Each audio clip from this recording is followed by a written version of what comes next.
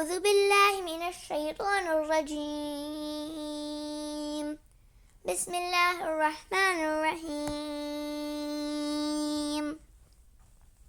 لم يكن الذين كفروا من أهل الكتاب والمشركين منفكين حتى تأتيهم البينة، رسول من الله يتلو صحفا مطهرة فيها كتب قيمة، وما تفرق الذين أوتوا الكتاب إلا من بعد ما جاءتهم البينة، وما أمروا إلا ليعبدوا الله مخلصين له الدين حنفاء ويقيموا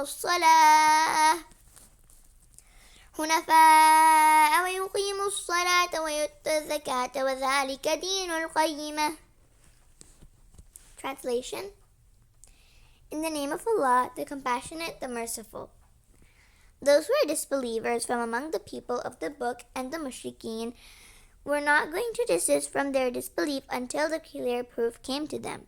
That is, a Rasul of Allah reciting to them the Holy Scriptures from purified pages, containing infallible books.